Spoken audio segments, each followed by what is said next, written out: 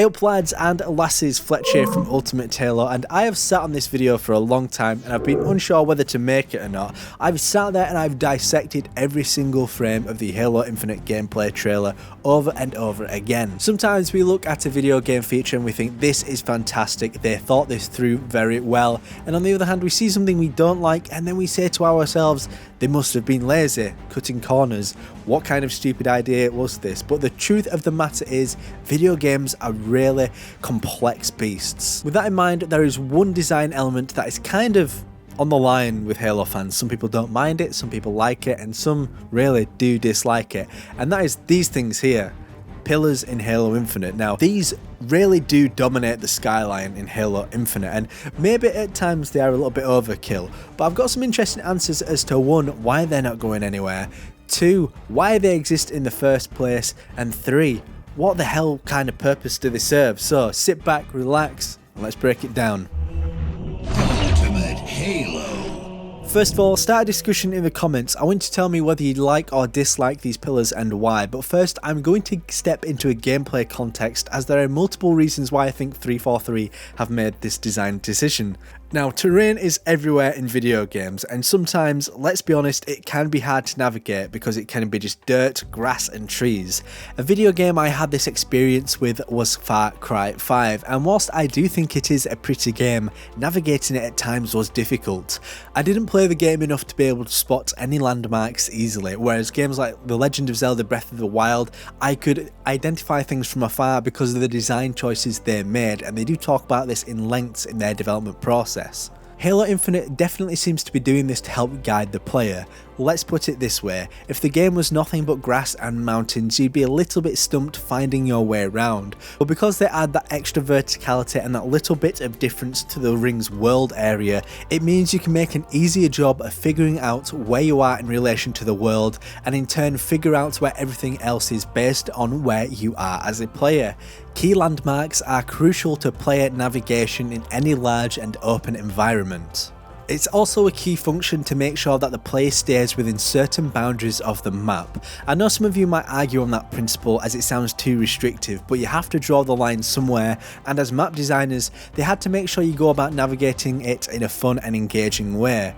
Look at this frame here for example. I can see there is a mountain over there which I am sure I can get to, but I can see pillars down there, so from afar I already have a route approximately mapped out. Some might tell you that's quite boring, but I can probably assure you that there will be other ways of getting from A to B, but the problem is you don't want a Skyrim situation. In that game you can literally wing it up a mountain, just like a mountain goat, meaning you can potentially miss fun encounters that the designers left for you throughout the map. Halo Sandbox is about giving you the tools and letting you figure out how to get from A to B. So if I want to go direct, I can. Is there a banshee up there? I can get to that and fly across. Can I grapple hook somewhere? Or do I take the route that's already set out in my vision? That is my choice. We're already starting to see that from a fundamental standpoint they play a key role in 343 designing their world. With that said, I also think they play into a key technical requirement too. Much like you technically don't have to subscribe to Ultimate Halo, but I appreciate you helping out the channel. It helps me make more Infinite content, so please hit that button below and stick with me through more Halo Infinite content. Thank you. Anyway, shameless plug is over. The more you have on screen in video games, the more expensive it is on your hardware. It means more textures, polygons, AI, foliage, terrain, etc.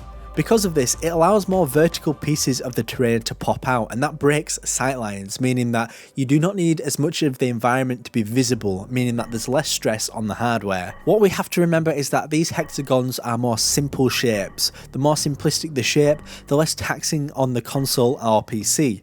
If you replace them with the normal terrain, it'd add more terrain and more designing, more texture work, and it's potentially going to use up more resources. Now of course I'm not a developer, but that's pretty much basic developer 101 if you ask me. And this perfectly segues to my next point around it being more interesting. Now let's use the example, let's say we turned it into a normal mountain on the same frame.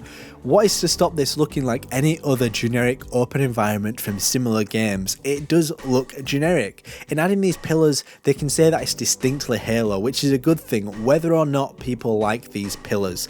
Now, I will admit that they could do with a bit more texture, and they didn't seem to react well to light, and I think that was one of the key things they want to address, especially after the complaints about the graphics, and they have kind of touched on it in updates since. It does also give context from a lore perspective as to why the world is so different, other than, you know, the massive ring in the sky. But with it being a destroyed ring, it allows the player to connect to the dots straight away that it's broken, and it's part of the foundations that keep it in place. And my final point, who is sick of player boundaries saying return to the battlefield in so many seconds?